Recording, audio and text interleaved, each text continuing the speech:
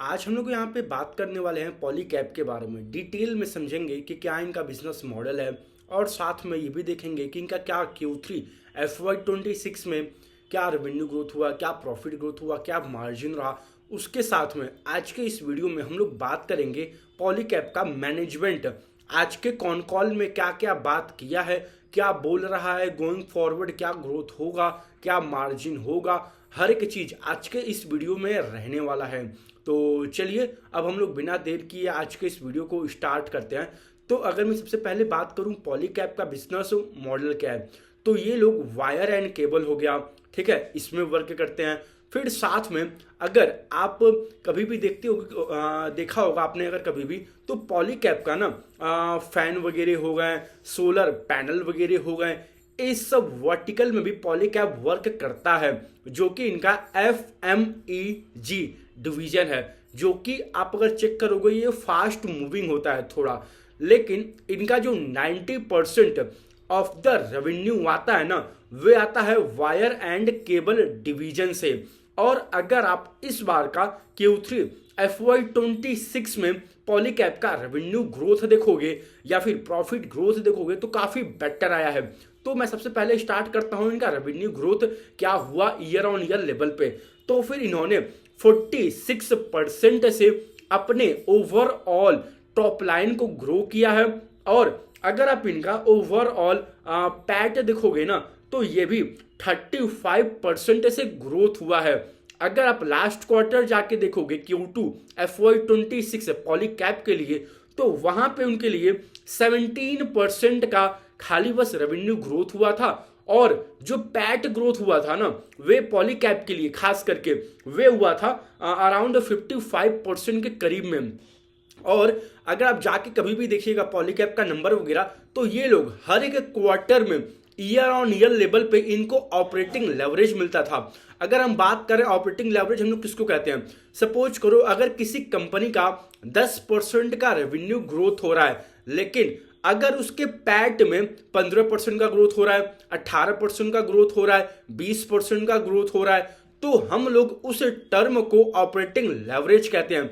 यानी कि कंपनी का रेवेन्यू ग्रोथ से ज्यादा प्रॉफिट में ग्रोथ हो रहा है। तो फिर पॉलीकैब ना लास्ट कई सारे क्वार्टरों से रेवेन्यू से ज्यादा अपने पैट को ग्रो करता था। क्यों करता था? क्योंकि उसका इबिट्टा मार्जिन हमेशा इंप्रूव होता था, ऊपर की तरफ जाता था। लेकिन अगर आप इस बार के क्वार्टर में देखोगे Q3 FY26 में, तो इनका जो रेवेन्यू हुआ ग्रो वे 46% हुआ, लेकिन जो इनका पैट ग्रोथ हुआ ना, वे बस 35% के करीब में हुआ। यानी कि इस बार के क्वार्टर में बिल्कुल ना के बराबर कंपनी को ऑपरेटिंग लेवरेज मिला है। और अगर आप देखोगे यहाँ पे जो रेवेन्यू ग्रोथ हुआ और जो पैट ग्रोथ हुआ, यहाँ पे डिफरेंस थोड़ा बड़ा भी है। तो फिर यहाँ पे रीजन सिंपल है। क्या सिंपल है रीजन? ये कि इनका जितने भी वायर एंड केबल में जो मेन रॉ मटेरियल होता है ना, वे होता है कॉपर, वे होता है फिर आपके बाद एल्यूमिनियम। तो ये दो मेन मान के चलिए रॉ मटेरियल होता है वायर एंड केबल को बनाने के लिए। तो फिर अगर आप लास्ट फ्यू मंथ से देखोगे ना, तो कॉपर तो 30% प्लस मान के चलो इंक्रीज हो गया, ठीक है। फिर उसके बाद अगर आप एल्यूमिनियम भी देखोगे तो उसका भी प्राइजेस बहुत ज्यादा इंक्रीज हो गया है in the short span of time. तो फिर ये इतना बड़ा रॉ मटेरियल में जंप होने की वजह से कंपनी ने अभी पूरा कॉस्ट अपने इंड कस्टमर को मान के चलो उसको नहीं दिया है, यानी कि पास ऑन नहीं किया है। हल्का फुल्का कंपनी ये कह रही थी आज के कॉन कॉल में, अगर सपोज करो 30% का रॉ मटेरियल प्राइस इंक्रीज हुआ है, तो हमने उसमें से थोड़ा सा कुछ part month on month level पे अपने एंड कस्टमर को पास ऑन कर रहे हैं। लेकिन कंपनी का ये कहना है इसमें ज्यादा चिंता वाली बात नहीं है, हमारा margin going forward back to normal हो जाएगा। अभी ये प्रॉब्लम इसलिए हुआ है क्योंकि कॉपर और एल्यूमिनियम का प्राइस इंक्रीज हुआ है। तो फिर अभी पूरा इन्होंने प्राइस को पास ऑन नहीं किया अपने इंड कस्टमर को, तो जाहिर सी बात है इनके मार्जिन में हल्का सा इंपैक्ट देखने को मिलेगा ही मिलेगा। तो फिर अगर आप इनका इबिट्टा मार्जिन देखोगे ना, वे ओवरऑल खास करके FMEG डिवीजन में तो वहां पे इनका इबिट जो था ओवरऑल 2.9% ही है। तो अभी इनका जो ये फास्ट मूविंग इलेक्ट्रॉनिक्स का सामान है ना, जो फैन हो गया ये सब चीजें, वहां पे भी उतना मार्जिन नहीं आ रहा है। और अगर आप 9 मंथ का भी देखोगे Q1 Q2 Q3 मिला के पॉलीकैब के लिए कि इनका FMEG डिवीजन में क्या मार्जिन था, तो वहां पे भी इनका 1.9% के करीब में ही था। तो मार्जिन एक तो इनका जो भी आ रहा है प्रॉफिट वगैरह, वे सारा का सारा purely wire and cable division से आ रहा है। तो फिर यहाँ पे जब कॉपर और एल्यूमिनियम का प्राइस इंक्रीज होगा तो हल्का सा तो जाहिर सी बात है इनके मार्जिन में डिप देखने को मिलेगा ही मिलेगा, और वही हुआ भी।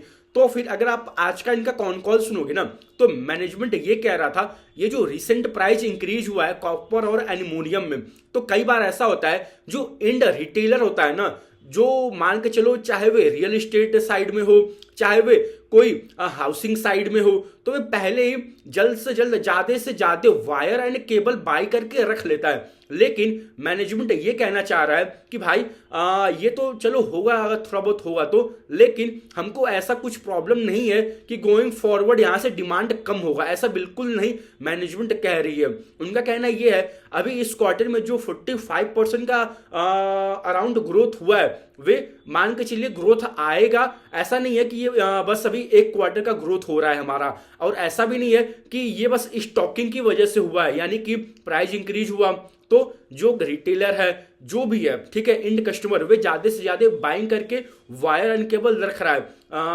तो इनका मैनेजमेंट यही चीज बोल रहा था बार बार कि ऐसा उतना हमको नहीं लगता है।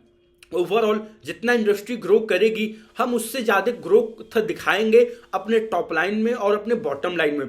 तो फिर अगर आप कंपनी के लिए ना Q3 का ओवरऑल कंसोलिडेटेड लेवल पे अगर आप इबिटा मार्जिन देखोगे तो वे 12.7% के करीब में आसपास था। और अगर आप यही चीज लास्ट क्वार्टर में देखोगे Q2 FY26 में, तो वहां पे 15.7% का इनका इबिटा मार्जिन था, जिसको हम लोग ऑपरेटिंग प्रॉफिट मार्जिन भी कहते हैं।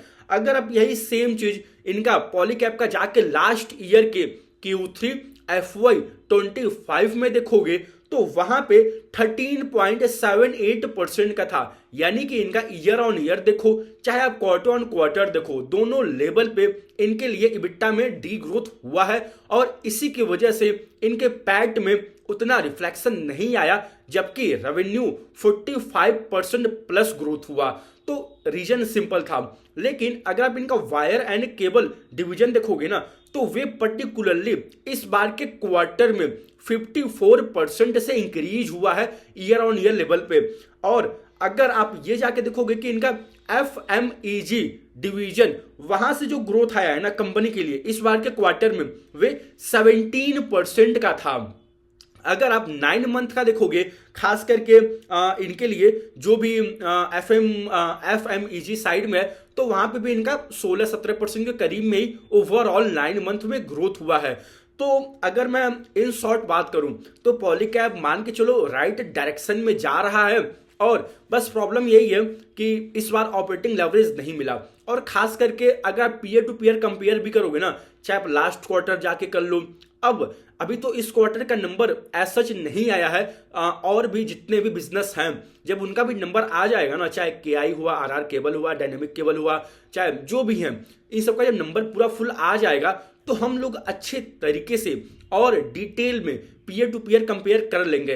तो इस वीडियो में हम लोग बस पर्टिकुलर पॉलीकैब के ऊपर ही फोकस करेंगे, क्योंकि उन्हीं का बस अभी नंबर आया है और कॉन कॉल हुआ है। तो फिर अगर आप इनका 9 मंथ का देखोगे ना, Q1 Q2 Q3 मिला के, तो इनके लिए पॉलीकैब के लिए 30% का रेवेन्यू ग्रोथ हुआ और प्रॉफिट वगैरह 47% से ग्रोथ हुआ। यानी कि 9 मंथ में इनको ओवरऑल कंसोलिडेटेड लेवल पे ऑपरेटिंग लेवरेज मिला है पॉलीकैब के लिए। बस वही इसी बार के क्वार्टर में प्रॉब्लम हो गया है, लेकिन कंपनी वही बता भी रही थी, मैं बार बार उसको रिपीट भी कर रहा हूं आपको कि धीरे धीरे कंपनी ट्राई कर रही है, जो भी रॉ मटेरियल का प्राइस इंक्रीज हुआ है हम उसको अपने एंड कस्टमर को पास ऑन कर सकें। तो फिर आप अगर देखोगे ना, जो इनका वॉल्यूम ग्रोथ हुआ खास करके डोमेस्टिक में, वो भी वायर एंड केबल में वे 40% यानी कि 40% के करीब में इनका वॉल्यूम ग्रोथ हुआ। और अगर आप पर्टिकुलर वायर एंड केबल देखोगे तो कंसोलिडेटेड लेवल पे 54% के करीब में इनका ईयर ऑन ईयर लेवल पे ग्रोथ हुआ है। तो फिर नो डाउट इनका वायर एंड केबल वैसे भी 90% आता है ओवरऑल टॉप लाइन में, तो कंपनी भी ज़्यादा वहाँ फोकस भी कर रही है। लेकिन कंपनी अपने कॉन कॉल में आज ये बता रही थी कि ये जो हमारा FMEG डिवीजन है ना, गोइंग फॉरवर्ड आप मान के चलिए हमारा इससे 8 से 10% मार्जिन हो जाएगा FY30 तक, और अभी मार्जिन वही 2.5% के करीब में है, 2.9%। तो अभी मार्जिन यहाँ पे भी एक्सपेंड होगा, तो जितना मार्जिन एक्सपेंड होगा गोइंग फॉरवर्ड उतना कंपनी के लिए और बेटर रहेगा। तो वही है, आप कंपनी ट्रैक करो। नो डाउट पॉलीकैब बहुत बेटर कंपनी है, और सबसे मेन बात है ना, कंपनी का बेस इतना बड़ा है, लार्ज कैप कंपनी है, फिर भी कंपनी मतलब इतने अच्छे रेट पे ग्रोथ दिखा रही है। अगर आप पीयर टू पीयर कंपेयर करोगे ना, वैसे भी पॉलीकैब हर बार विन कर जाती है, चाहे आप रेवेन्यू में देख लो, चाहे आप ऑपरेटिंग लेवरेज में देख लो। वही चीज है, इस बार के क्वार्टर में देखना होगा कि अदर प्लेयर का हैवेल्स हो गया, या फिर KI हो गया, RR केबल हो गया, डायनेमिक केबल हो गया, डेल्टॉन केबल हो गया, इन सब का क्या नंबर आता है। तो जैसे ही इन सब का नंबर आ जाएगा और इसमें से इन सब का भी अगर कॉन कॉल हो जाएगा, तो मैं अच्छे तरीके से पीयर टू पीयर कंपेयर करके आपके सामने डिटेल वीडियो बना के अपलोड कर दूंगा, ताकि आप लोग को हेल्प हो जाए। तो फिर अगर आप आज का इनका पॉलीकैब का कॉन कॉल सुनोगे ना, तो मैनेजमेंट यही कह रहा था, ये जो ग्रोथ आया है ना, आप मान के चलिए ग्रोथ इसके वजह से आया है क्योंकि रियल एस्टेट में बूम है, यानी कि रियल एस्टेट अच्छा परफॉर्म कर रहा है, नए नए प्रोजेक्ट लॉन्च हुए जा रहे हैं, उसके साथ में सोलर रिन्यूएबल यहाँ भी डिमांड इंक्रीज हो रहा है। फिर उसके साथ में अगर आप देखोगे ये जितने भी प्राइवेट कैपेक्स हैं, गवर्नमेंट कैपेक्स हैं, वो भी इंक्रीज हुए जा रहा है।